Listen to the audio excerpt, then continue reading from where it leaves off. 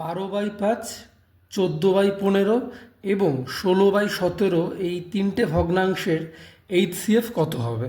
উত্তর, আমরা জানি যে কোনো ভগ্নাংশের যখন HCF বের করতে হয় তাহলে ভগ্নাংশের ওপরের যে অংশ আছে সেই অংশগুলোর HCF বের করতে হবে এবং নিচের যে অংশ আছে সেই অংশগুলোর LCM বের করতে হবে।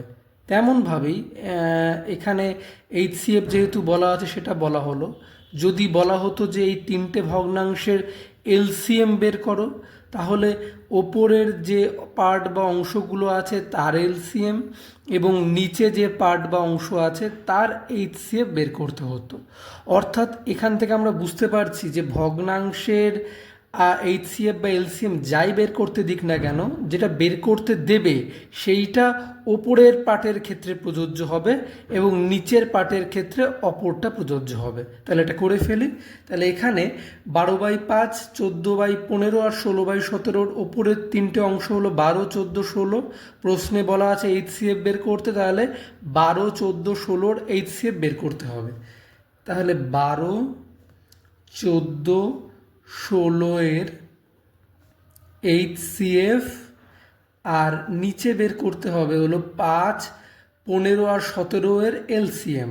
5, 15, 17 এর LCM। এবার 12, 14, 16 HCF বের করে ফেলি আমরা। 12, 14, 16, 2 কমন, 6 দুগুণে 12, 7 গুণে 14, 8 গুণে 16। আর কি কিছু কমন যাচ্ছে? আর কিন্তু কিছু কমন যাচ্ছে না। তাহলে এই তিনটে সংখ্যার হাইয়েস্ট কমন ফ্যাক্টর 2।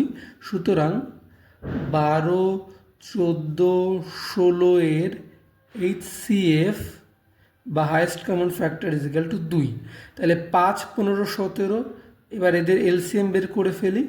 5, 15, 17, এখান থেকে 5 কমন নিলে 5 একে 5, 3 5 15 আর 17 17ই থাকবে। তাহলে এই তিনটে সংখ্যার অর্থাৎ 5, 15 ও 17 এর LCM হবে হলো কমন ফ্যাক্টর মানে 5 ইন্টু যেগুলো পড়ে আছে 3 ইন্টু 17, 3 ইন্টু 17। তাহলে 15 ইন্টু 17 ইজ ইকাল টু 255। তাহলে সুতরাং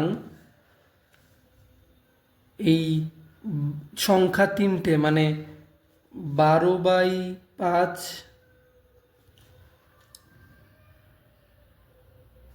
14/15 এবং 16/17 এর HCF ইজ ইকুয়াল টু